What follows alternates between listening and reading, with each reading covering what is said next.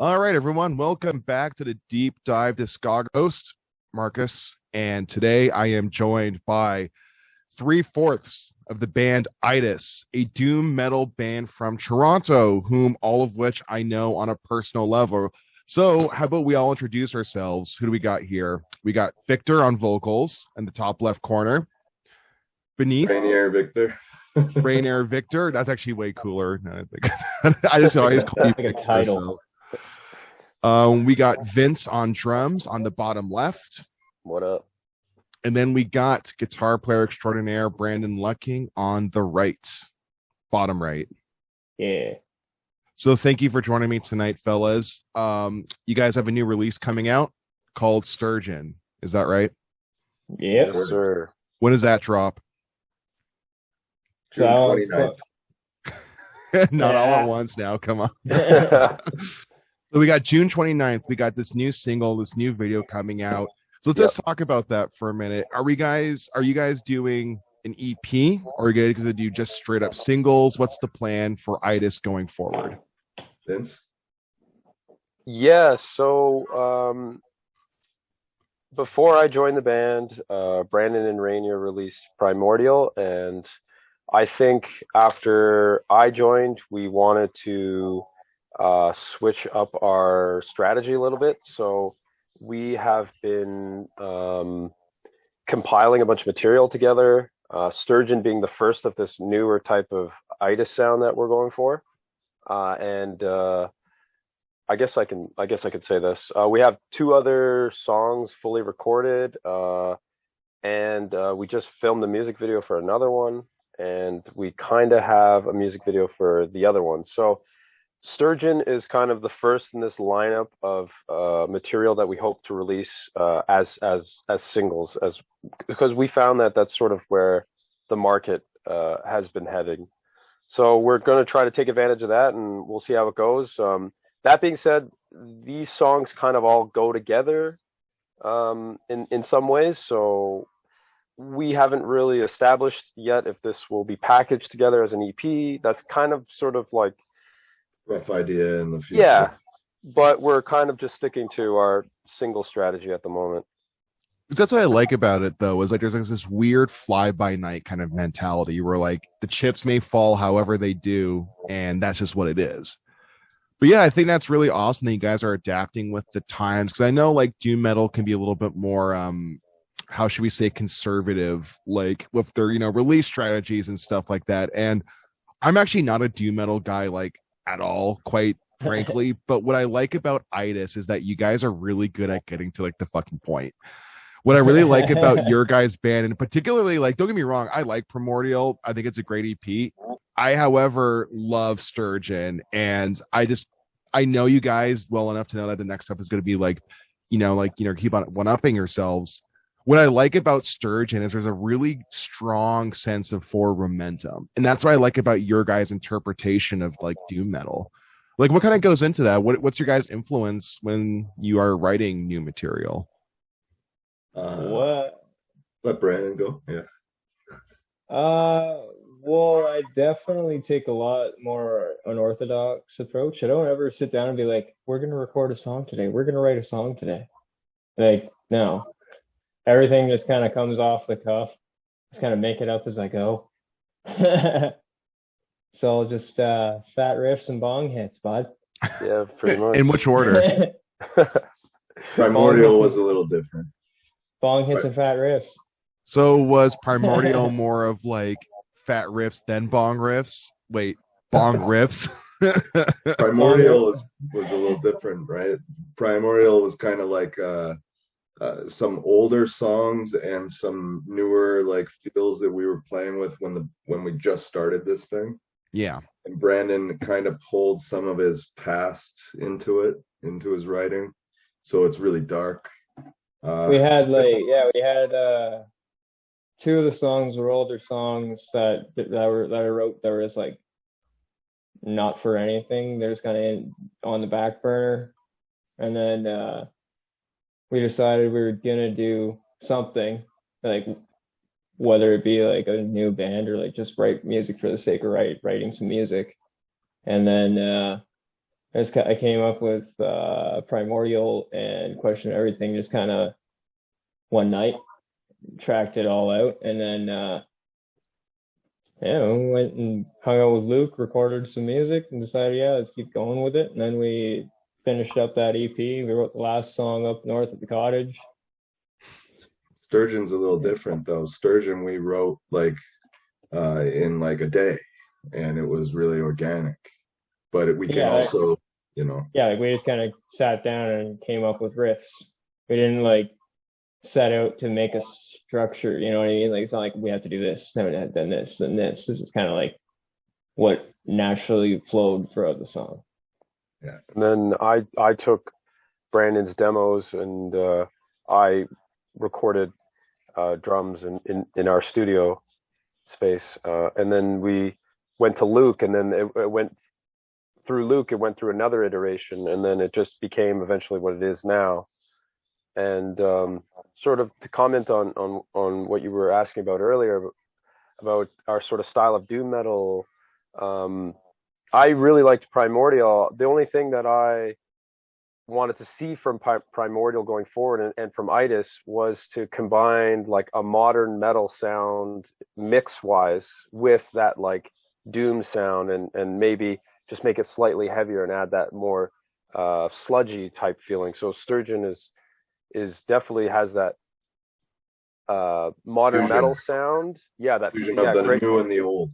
Yeah, great word. Yeah, fusion. Yeah. And it definitely, even with our newer stuff too, beyond Sturgeon, that stuff has that doom-esque sludgy type sound and mixed with that modern metal mix. And I think that may be, I don't want to say a winning formula, but I think that may be something that we could do well.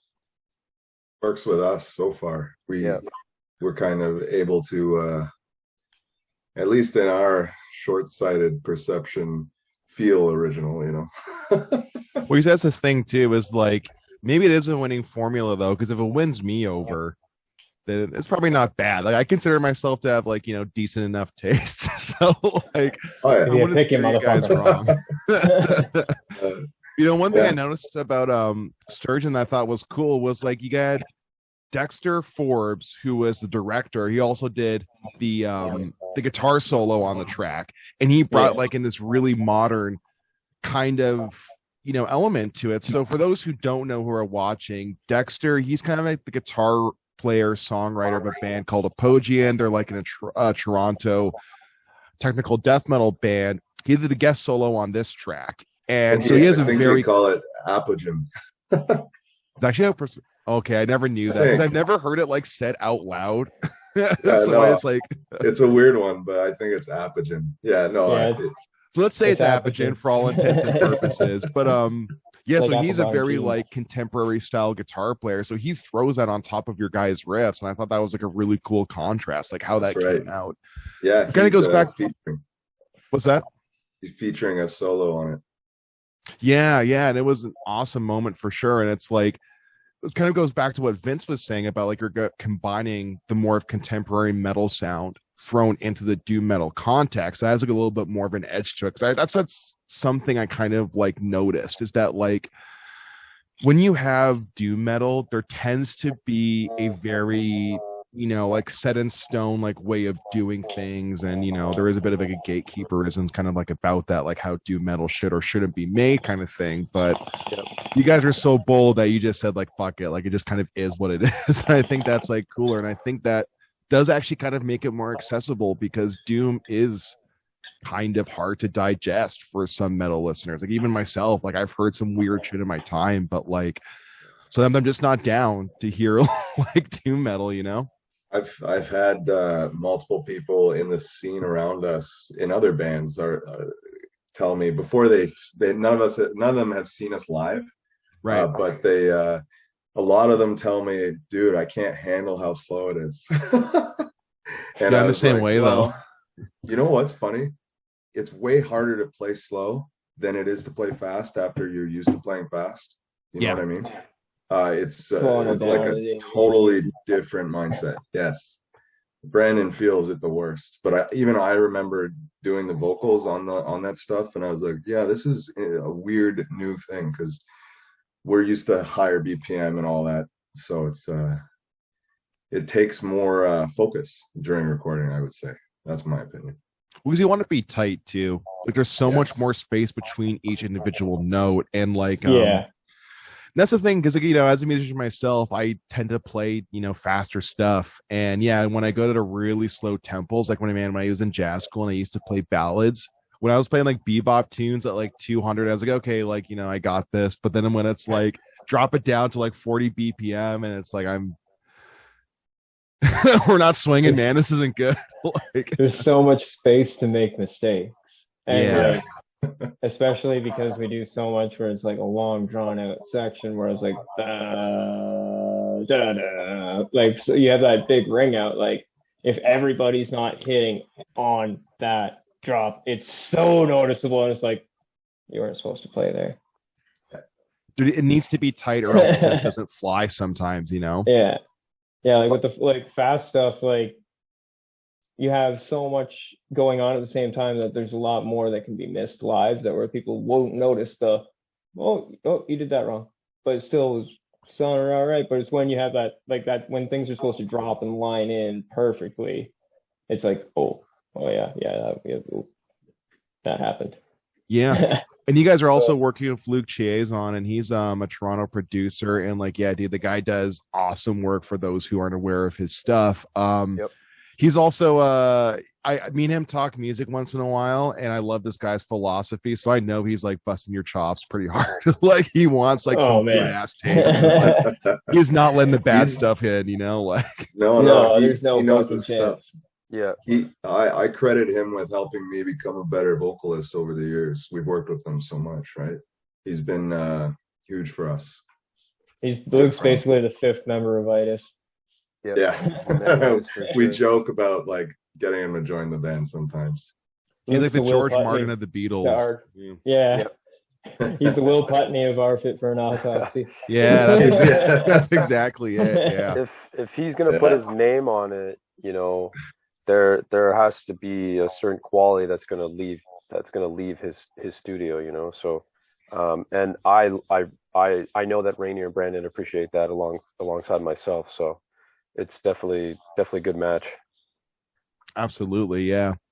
So let's talk about the inception of this band, because you guys have only really been together for a small handful of years. I became aware of y'all through just like we all had each other on social media, and you guys were posting about stuff. And I reckon you guys were probably like a band around like what, 2019, 2020.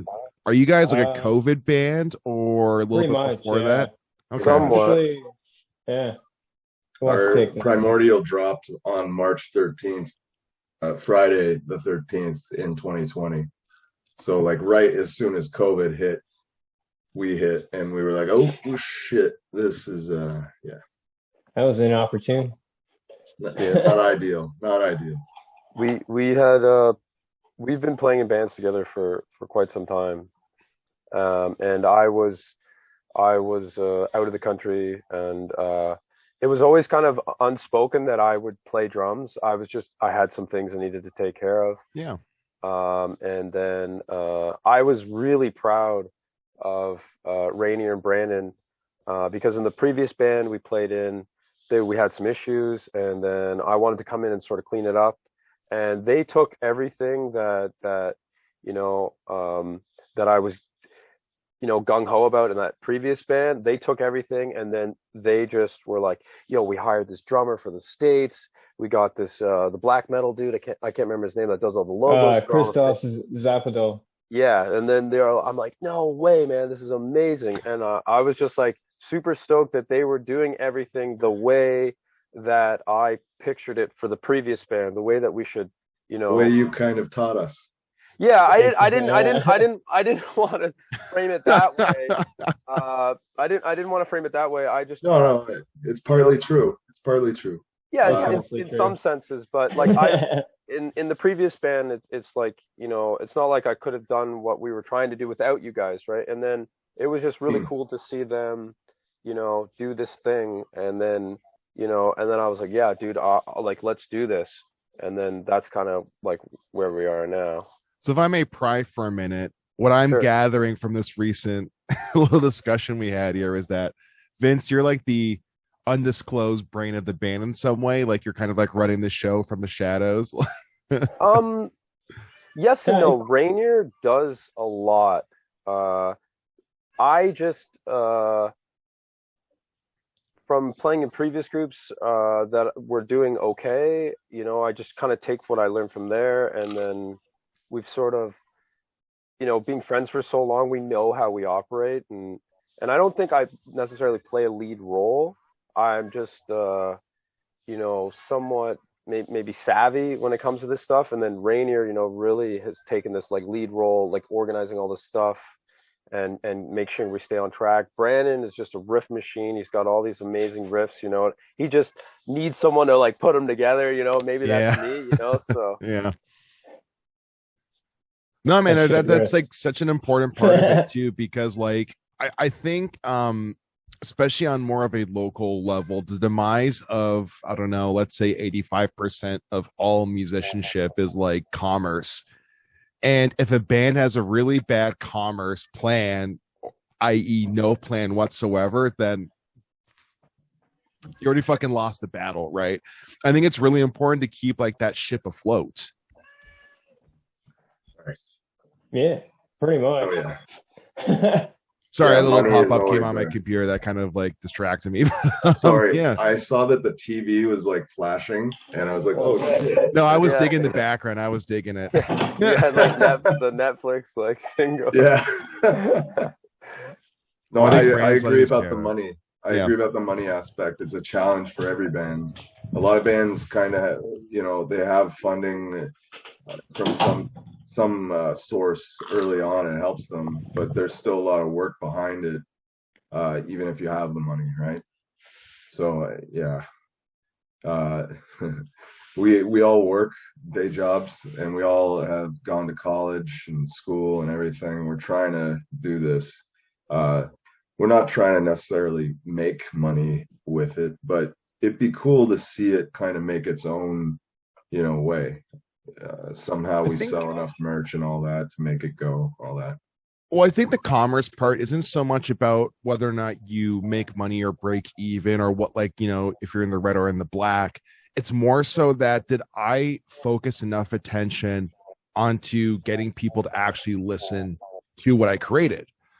Yeah. Right. It's like, I think the commerce part is about how you actually also market yourself. And like, you know, there's so much to making music that's not just making notes happen and recording them. It's about like making sure you have a cohesive package. And when it gets Yes. released, it's consumable, right? Absolutely. And it's harder to do. It's harder to do that these days than it ever was, because there's so much out there. If you look at music 50 years ago or even 20 years ago, it was less challenging to do that, I think. Not in terms of the social aspect, but in terms of the actual like producing a band and everything. That is, you know, successful. I don't know how to exactly put it. For some reason, I'm thinking of like bands that just had to fight for 10 years and then succeed. You know what I mean? Hey man, you know what they say? It takes 10 years to blow up overnight. Yeah. You know, like there's a lot of truth in that. And That's it's a good like, one, yeah. and you know, that's something I think about without getting too candid, because I don't really like to kind of disclose my personal life on the internet very often. You know, I played in a band for quite some time and we were doing okay, but I ended up quitting. And, you know, at first I was all like, you know, fucked up and bummed out about it, because I was like, oh my God, what am I doing with myself? But then what I realized was like starting anew when you have a bunch of experience isn't really like starting from scratch whatsoever, right? Like, it's great that like you guys started this band as grown-ass adults rather than being like a bunch of teenagers, because who knows, it could have like fallen apart. And it's like, especially when it comes to local music, man, like we all know bands like on our like kind of local level that are like these almost like hidden gems of the music scene. Like the real crazy shit sometimes just happens in like some dude's basement on some dude's like Pro Tool session. and it never really gets the attention it ever deserves. You know, like sometimes Absolutely. because of commerce, sometimes because of like personal frictions and stuff like that. And it's like, that's actually one thing I want to like interview you guys for, is because I really just admire like your guys' work ethic. And, you know, I've watched you all from afar. So I saw the Primordial release cycle, and now I'm seeing what you guys are doing with like Sturgeon. Rainer sent it to me early, and like, you know, obviously like I'm an advocate, I'm a zealot, so I'm gonna do everything I can to push you guys as far as like this stuff goes. But hell yeah. Yeah. Fuck, man, it's pretty good. Like, it's interesting to see how things have progressed. Like, we didn't really have much intentions to really like what they kind of say it. Like, we didn't, when we started everything, like way back before Primordial, like we didn't have any big vision. It was just me and Rainier. Like, it's like, well, we obviously can't play shows. Like, what are we gonna do? There's two of us. And then like just kind of started, like the ball started rolling, and then it actually kind of caught some traction. Like, everybody we knew was like, oh, this is pretty cool. I don't know, I like that. And then it's like, oh, okay, I guess we're doing something pretty cool here that people kind of dig. Okay. I like, at the beginning, I just kind of wanted to just make something else. Like, we'd always, and myself, like, and every other band of it is like a faster technical, like death metal kind of stuff. And then I just didn't really want to do that anymore. So that's basically how I just started. I was just trying to do something else. Like, you were also looking at guitar, right? yeah, like That's I'd never played guitar in a band before ITUS. I'd never written and recorded my own music. I just like played in other bands, and well, like I wrote and recorded with other bands, but like I wasn't the songwriter. You know what I mean? Like, right. You see, actually, I didn't know that. I never like really clued together that like I've only ever seen you really as a bass player until this band. Yeah, man. Yeah, I've played hundreds of shows as a bass player. I just played my first show as a guitar player a couple weeks ago. Yeah, your guys' first show happened the other day. Is that right? Yeah. Let's talk about it. What was that like? That sounds pretty cool. You guys finally did it. You came together in real life, the same room as other bands. Yeah, it was amazing. Speaking to your point, like starting from experience, there were some people who, it was in Newmarket, so some people knew who we were from previous bands, and I don't think even though they knew who we were, they didn't know what to expect. And then there were the other half of people who didn't know who we were, including some of the bands we played with, and the reaction was like, "That was your first show," and you know what I mean? Like, people didn't realize that, you know, like that wasn't our first rodeo. You know, we all played to a click. In fact, we not only did we all play to a click, but we all had an in-ear monitor mix. You and, did? You know, that really helps with like what Brandon was saying, those slow doomy parts. You know what I mean? And we were just on the ball. You know, we practiced hard for that show, and you know, I had a couple of mix-ups here and there, but no one's going to really notice. And then, you know, I was really satisfied with myself, and I think the other guys were too. Yeah, I was happy with all of us. I also had a couple of little mistakes. I don't know if that's first gig jitters or not, but it was it was a really good show. I concur. It was so much fun. The thing is, so long. It is your first show ever, but because you guys have been a band throughout COVID, you've had plenty of time to hang out and stuff like that. So yeah, the chemistry was already there. You had this really good foundation to work with before you actually went into the ether and like made it happen in real life. So yeah, that's awesome, guys. Like, I'm really stoked that, like, you know, that went really well and everything, and that, you know, I'm sure the reception was great. I'm sure it went swimmingly. Yeah, it's everybody was praising us. I had a bunch of people tell me that my vocals were really good. I had one guy come up to me and be like, "Listen, buddy, I'm okay with your singing, but your screaming is better. You should focus on your screaming." Oh my God. Everybody else, I had another guy come up to me, and they were all really nice. Even the guy who didn't like my singing. the other guy came up to me and said, I think you have an amazing voice. Your singing is crazy and natural, and I love it. And I want to try and like become that in a way. Do you know one time after a gig, man, some guy came up to me and he was just like, "Man, you're a really good guitar player, but like, why do you cuff your pants sleeves?"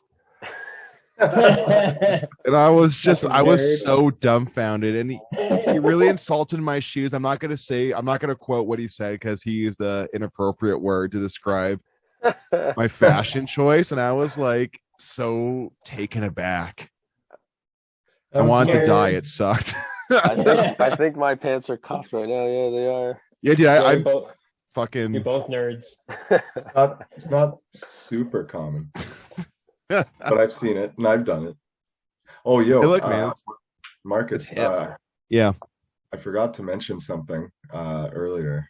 You said that Dexter directed. he did. The new video.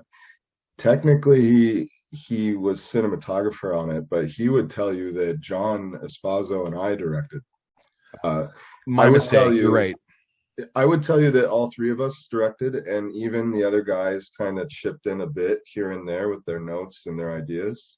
And we all just kind of came together as a team, as one mind in a weird way. And it was a really fluid, comfortable filming experience. There was no stress the entire time. We just kept going, and it was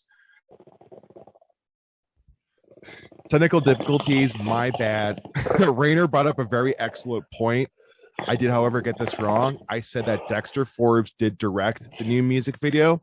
I was wrong. He was the cinematographer. I misspoke earlier. That is my mistake. no, it's okay. Before the thing cut off, Rainer was on a very, very awesome rant about how stuff is junk and junk is stuff. What were you saying? I'm sorry, I completely forgot. I was talking about like our shooting and everything. It just all pulled together really well. Everybody kind of contributed in the way that they could. Funny enough, though, Brandon, our new bass player, was involved with the music video like a year before he was in the band. Yeah. So like, what do you mean? He came to hang out and drink beers. And he technically wasn't in our band yet, but Yeah. he wanted to help anyway because he was thinking about trying to join and everything. Yeah, and so he came out, hung out, and then he held the like spotlight reflector guy for like making sure Rainier was lit up in that shot. Yeah. That's right. So, like, One of the things I ask about the music video, am I going to spoil the ending by ask, was it all just a dream? That's for you to know, and that's for Rainier to know, and no one else to find out. Yeah. What about me though? Can I know? But it's on recording. Yeah, maybe Yeah, I'll tell you after. Oh shit. Rainier's being modest. This guy wrote the script. He made like the goo, and then he just was like, yeah, he made everything. Oh my god. He like, you know what's funny? He bugged us for years about, even in our previous band, yo, Brandon's got a cool cottage, we should film a music video there. And we're always just like, yeah, man, all right. And then so we finally I was on that there. side too. I was on that side too. I know. But that's part of the joke. And then and then so after him doing all that, and we're like, holy shit, this guy's friggin' Brad Pitt in front of the camera. He's just got this like hidden acting talent. And John and Dexter were like, what the hell's happening? This is amazing.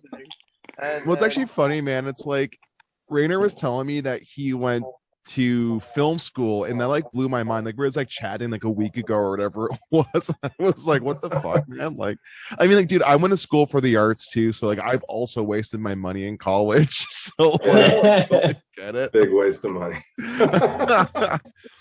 But at least it lets me pay to make music videos. You made the goo too. That's so cool, man. You made like the Teenage Mutant Ninja Turtle style goo. Yeah. There's some other, special effects in there you'll see that I worked on. That's so fucking including goo. Also, I didn't know We, Brandon had a cottage too, so I'm just like learning so much about you Yeah, man. guys. This just drips feed out like 1 minute at a time. We got to get Yeah, you man. up there one day, right, Brandon? Yeah, that'd be Hell yeah, brother. Oh, I would love to. Absolutely, man. Absolutely. That After shot at that shot sorry, at the go ahead, beginning- Vince. The shot at the beginning of the music video, you can like really see like the layout of the cottage. And I remember it was like I woke up really early because I wanted to get that, that the steam coming off the lake. Yeah. Yeah, we woke up and kicked the John out of Yeah. bed. We're like, get the fuck up! You gotta get the fuck outside right now. So tired. What time of day was that? It was like It was like 5:45. Yeah, and they got to the cottage at like 11:30 at night. Yeah, we Yeah, got that yeah, late. We were as you like out do. partying and stuff. They went to Oh, so sleep you had at like 1 1 in the hour of morning. sleep.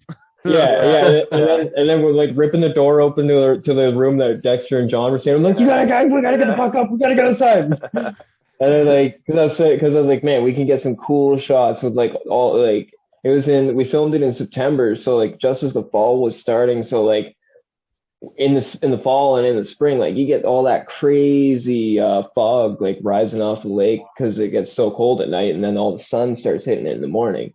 And I like, was gonna ask about that because like I watched the video. Obviously now it's June as the time of this recording. So when I was like looking at this, I was like, did they shoot this last month? Like, what's the fucking deal here? Like, how did they make that happen? We shot it last year. I didn't assume you guys held on to the footage for like 10 months. Like, yeah, we did. Yeah. that's crazy. Wow. We were gonna release it, and then like everything with COVID happened again back in like the winter, so like everything got fucking locked down again. And it's like, well, let's not release shit if we can't just promote it and play shows and like send it. So like, fuck, let's just hold on and just keep working on new shit. So then that's why we ended up with 2 more singles that are ready to go, and then they just filmed the music video for it last weekend. Yeah, last and night. then and then like Vince has all the footage of some other really interesting event that he was part of that there's enough content in there that we can edit a whole another music video into the other single that we have. So we have 3 unreleased fully complete single packages ready to rock. Then we have a drum playthrough for Sturgeon and a guitar/bass playthrough for Sturgeon as well. Cool. Do you guys have a Yeah. release schedule for that? Can we plug that? It's a rough schedule. It's rough. Yeah, I dig it. So in the near future, we got playthroughs coming and Yeah, stuff like Sturgeon, that. 100%. We'll definitely send it my way. I'll happily post on our socials and stuff like that. Cool. Yeah, man. I guess like speaking of like sending her, I guess I can announce this now because judging by the calendar, it should be announced pretty soon. And by the time this video comes out, I'm sure it will have been announced. But we're actually playing a show together July 30th in Hamilton. I'm debuting with my hardcore band Wolf Leather with ITUS, Stolos, and Tabbitville Gore. So I'm like super excited for that. It's gonna be so fun. Oh my god. Yeah. I was gonna say I have a drum riser in the doors, man. Oh, it'd be so nasty. Do you really? Yeah. Yes. Is this set up? Dude. Vince, is this set up? Can you pan your camera over to it? Yeah, here, look. The room's a little messy, but you can see the riser there. Oh my god. Yeah, see The Doors that? has no stage, right? Yeah, man. Needs that kind of thing. That'd be so sick. Yeah, we I was gotta gonna bring that ask to you the door. guys, like, do you have like strobe lights or anything like that? Because we're like a sound clip heavy band, so I wasn't sure really. Like, I didn't want to read the room too hard, but I was like, like. We have a light setup. I just so in our previous band, I set up the lights to the music through programming it using MIDI. So I went through the songs, and like if it was like a double kick part, it would be like right, left, right, left, right, left, right, left, and then like all pre-programmed. Yeah, and so as long as I stayed on the click, the whole band was just like, if it was like a heavy part, both lights would go on and off like that. Dude, you guys show me how to use some of that lights would go stuff on. because I've always wanted to like actually incorporate that stuff, but I never really had the technical know-how. Like I've Dude, had it people is the explain mo- it to me. It's really complicated. Like It's so complicated. I lived with Vince when we were like setting all this up for the old band, and dude, it was mind numbing.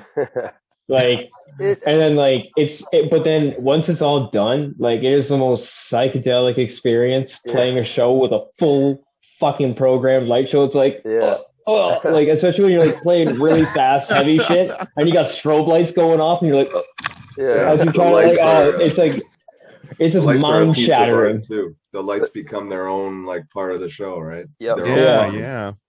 It honestly, it's go ahead, Brandon. it's sick. Oh yeah.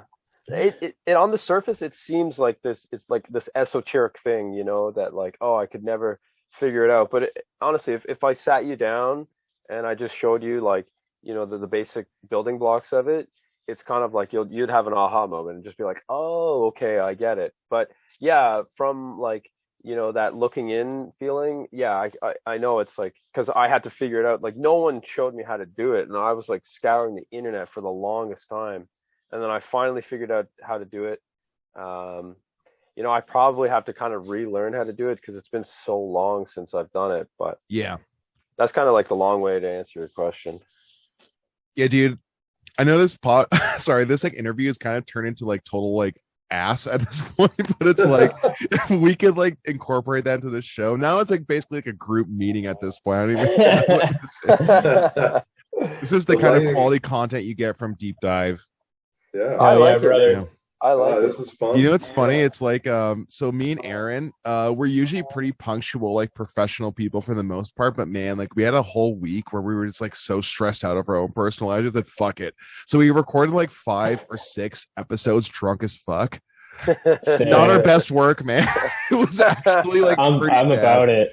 And the worst part is we had to drip feed it because we recorded. We're like, well, we have like hours of content on our belt. We might as well like release it. So like, it was the same thing. It was a Friday night, and we're just like, okay, we're just release all this terrible content we made. And like one of the videos we recorded, I was like, Aaron, we're not doing this. Like we can't keep doing this as like a hobby. Like we can't keep on like showing up drunk to our own podcast. It's bad for business. I don't know though. It's kind of funny. Like I would rather listen to a shitty, stupid podcast that's just kind of entertaining and humorous to listen to than some like 2 people sitting down being nerds. Like this is what we're doing. This is how we did it. This is what we use. This is the equipment. Yeah. I really like to use my Axe FX 3, and I really don't like Kemper. And Line 6 sounds like digital shit. I don't like that. But this is the good shit right here. This is the shit I really want. the premium content you're paying for. Because here's the thing is like, man, like I'm actually not that much of a media consumer when it comes to like music kind of journalism and stuff like that. But I got thrusted into music journalism because of this. And what I noticed is like the hang is like so important, man, because like, dude, I'm not going to name names because like, I think that's like not cool. But one time I interviewed a bigger band and didn't use the interview, man. Like we straight up, the guy just super didn't want to be there. And like, I was out of the country for this interview. So I have this on my old phone, which is now deceased, unfortunately. I'm sure I have records of it somewhere on like a Google Drive, but like, yeah, dude, I was like talking to Buddy and I just got the impression like I'm bothering this dude. I feel terrible. Like it's like 5 o'clock. It's like hot as shit outside. This is fucking weird. So we emailed back the record label and we're just like, we're not going to use it. And, you know, they sent us back to us like, yeah, it's all good, man. Like, don't sweat it. And that's one thing I noticed about like, you know, when I started like doing these interviews was that like the dynamic changes so radically depending on the situation. Like initially this was supposed to be like a live in-person interview, but what ended up happening was we came up with like a really interesting technical hitch that I didn't actually have like a solution for. So I said, fuck it, let's just do it on Zoom. And then that way we all know what we're doing and blah, blah, blah. But like, yeah, man, the interview world is really weird. But anyways, what I've noticed about like music journalism is that like the greatest format of this kind of stuff is like the podcast style format where it's just dudes talking. And maybe at one point we all plug our shit. We all say like, here's our links, here's our Patreon, like whatever the fuck we do. But when it's just like everyone hanging out and it feels like friendly, it really just kind of shows the people. And I think that kind of goes back to what we were saying like 40 some minutes ago about like the commerce side, is that like it's so important these days with all this shit happening on the internet when in regards to music. You have to be more personable. It does not help anybody to be that jaded, like self-indulgent, like kind of like rock star personnel, man. Like we all know people who have that kind of mentality where it's like they might be like a bigger local band, for example, but they have this mentality of like this invisible kind of like mask between them and the audience where it's like they're not really being themselves. And that's kind of like a bit of inside baseball because maybe non-musician people might not really experience what that actually is. But I guess it's kind of just like local rock star syndrome, right? Like we've all encountered like those types throughout our years. So are you telling me you don't think that you should think you're the greatest like metal guy in the world? No. Wow. Dude, I am the greatest metal guy in the world. I don't think it. Like it's the craziest thing. I mean, I just never would have thought of that. More to your point. Wow. More to your point, Marcus, like at our show, you know, we opened, and, you know, everything sort of fell into place because I think we went in there with like a really good attitude. Yeah. We made sure to introduce ourselves to everyone. We, you know, stuck around for all the bands, even though we played first and we were up there headbanging, you know what I mean? And people were like laughing because they noticed we were filming each other and like we were doing stuff in the pit and then we were getting other random people to like do it too, you know what I mean? And so it like felt like people wanted to like gravitate towards us and hang out with us because we, you know what I mean? We were just there to play and have fun. And, you know, opening sometimes can suck, but the show ended up getting pushed back a little bit. So then we just got like, everyone came at the right time. And I'd say, you know, I think we had the second biggest crowd. And I normally I don't like to measure it that way.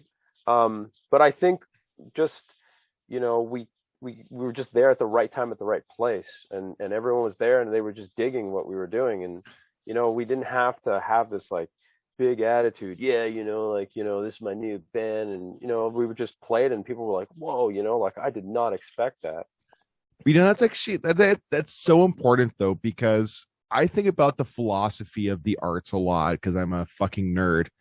I try to present myself slightly more on the Chad side of the spectrum, but like, you know, I fail every so often. I fail myself as a person. I know. I have the credentials. But look, here's my thing about this, right? Like, I think we have to understand, just like from a philosophy perspective, like how the presentation of art actually affects the art in itself. Yeah. Right. It's like the classic case of like when someone like says an appropriate joke and then says, well, I'm just trolling. It's like that might not blow over so well sometimes. Right. It's like, and I think that same thing comes over to like any form of music that you're creating. Right. Like you really don't want to have this attitude when it comes to presenting your art because, you know, like at the end of the day, like there's so much content to explore. You really don't want to like block yourself off. And because everyone's so accessible, like it's so crazy, man, that like, you can actually have like a, you know, like a metal celebrity on your Facebook if you just like send them a friend request. You know what I mean? Like how connected we are too. And like some of the people that you have on your contacts, you're like, oh man, that person actually does like real shit and stuff like that. Whereas like, you know, I remember being younger, I felt like some of that stuff was like just like so inaccessible. And like, I remember one time, man, like back in the day, I used to have like Lucas Mann from Rings of Saturn on Facebook on my old Facebook account. Me and him were like I guess like internet pals. Like we would have like conversations from time to time. It's like, hey, how are you? Kind of like stuff like that. And it's like, you know, like if it was the 80s, I couldn't call up fucking Richie Kotzen from Poison and just be like, hey, Richie, like, you know, what's good?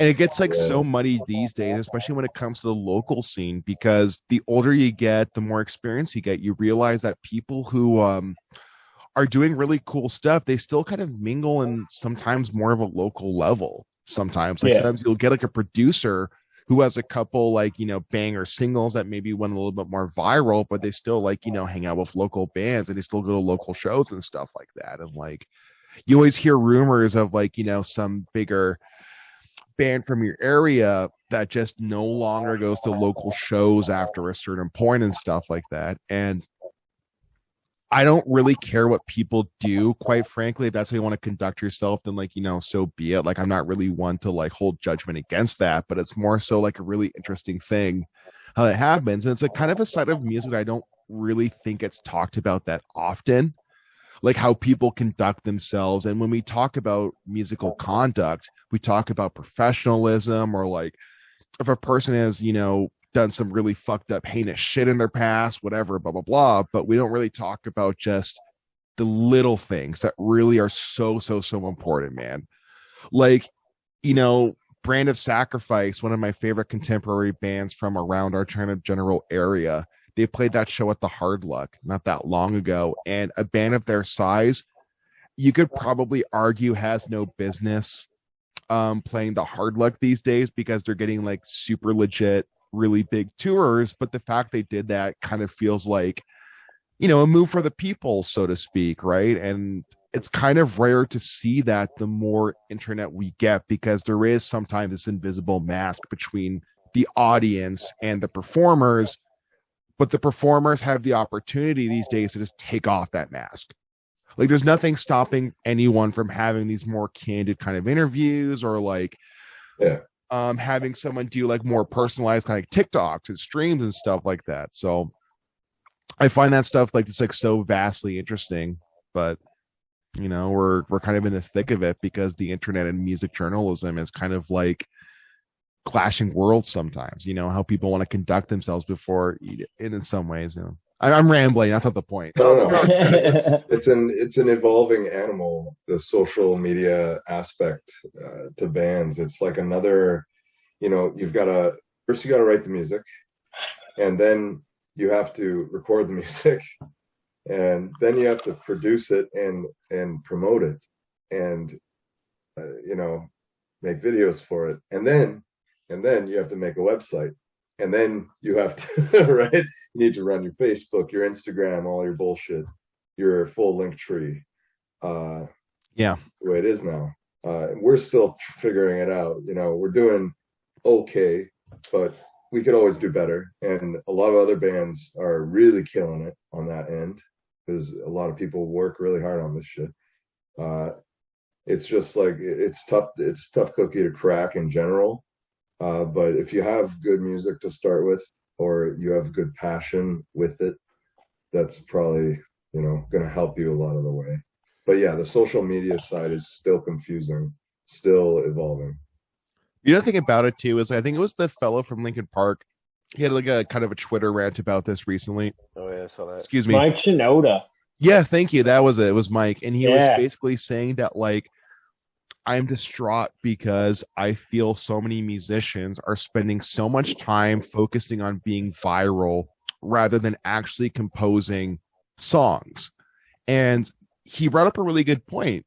However, if I could be that guy for 1 second, he was basically arguing that's distracting from people, writing good music. And if I can be more blunt, if I can kind of rebuttal kind of softly in my smaller platform, I might say I don't really agree, because most people are shit writers. And the reason most people might not be the greatest writers is kind of boils down to all sorts of different things. Maybe it's distractions in their life. Maybe it's because of like ego. Maybe it's because of all sorts of things.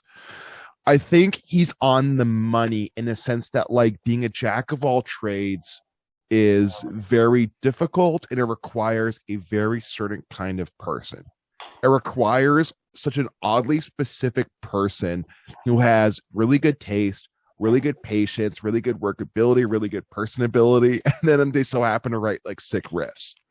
Yeah. I think The likelihood reduces quite a bit, right? If you think about that criteria and like how specific it needs to be, because there are plenty of people who I know who are amazing musicians who cannot promote themselves to save their lives. But then I know people who are really good at promotion, but like don't write the greatest things. And like, yeah, I think what we're witnessing, and I think Mike sort of talked around this in his Twitter rant, but didn't really hit the nail on its head, is that we're kind of seeing fake it till you make it like happen live. You know what I mean? In this terms of like, you're right, not a lot of people are well-rounded composers. I for music, like a lot of people can write riffs, but to write a song, you know what I mean? It takes four of us to do what one guy often does, right? Yeah, and so it's not an easy job. I think with like when people are really good at promotion, we're kind of seeing this like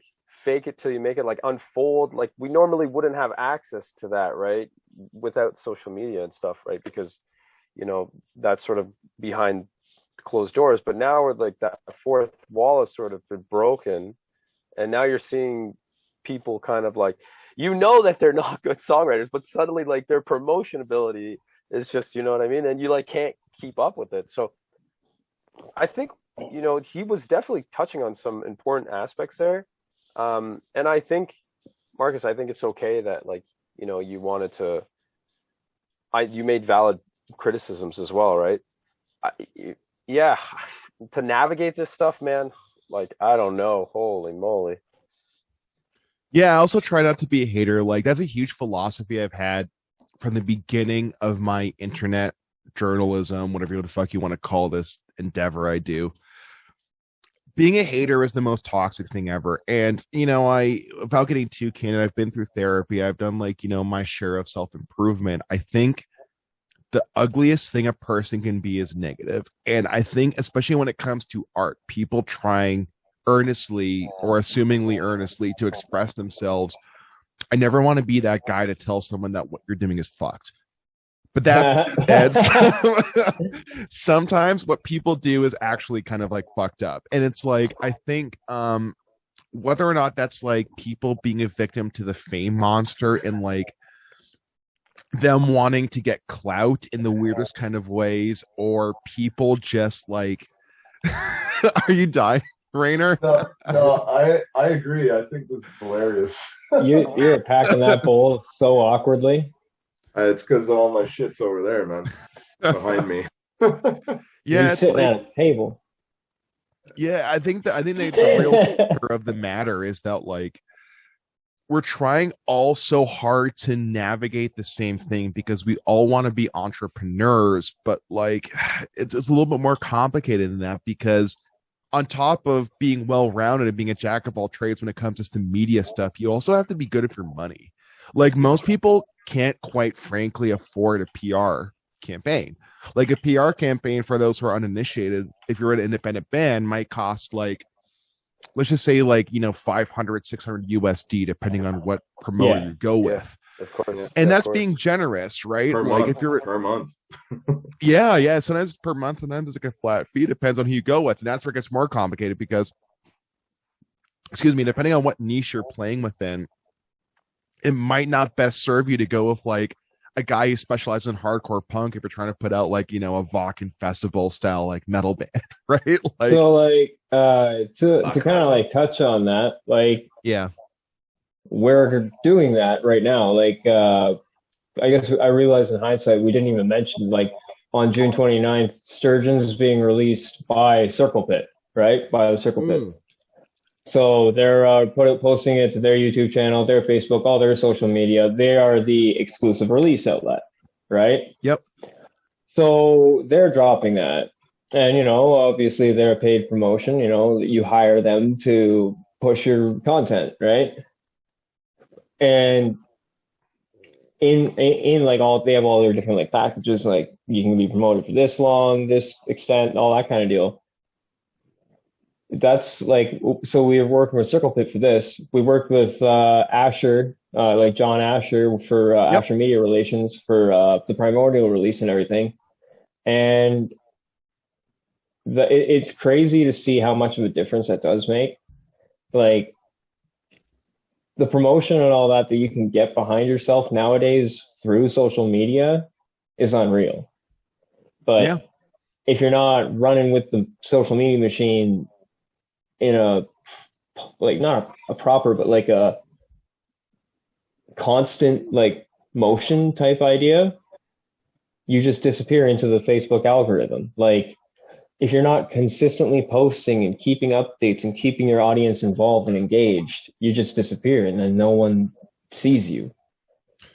Well, I think part of that too is just like knowing how the actual mechanics of something so complicated actually works. And that's where it gets really heady, right? Because like it doesn't go as down. Sorry, it's not as simple as just posting on things regularly, albeit that's part of it. It's more so about knowing what kind of things actually have a reaction. For example, like here's a little tip for some smaller bands who might be watching. Posting pictures that have people's faces is actually like it's like a bit of a cheat code.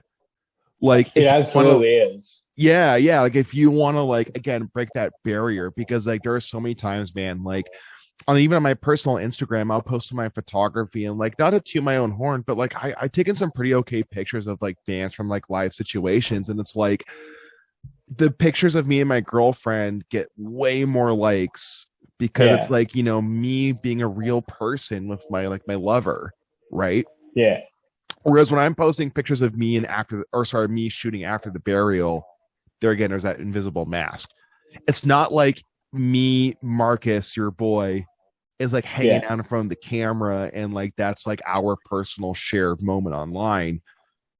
It's like me posting this thing to kind of promote myself, right? And like there is like that invisible mask, because as soon as you start promoting yourself, there is a subtle layer of inauthenticity because you are essentially promoting whatever business that may be. And in our case, it's usually music or kind of like music promotion kind of stuff. And that stuff is like so complicated, because like what I've noticed too is bands that kind of launch after every member's had years of experience, part of that success or that early onset success is kind of brought to you by the fact that like every single member of that band has those connections.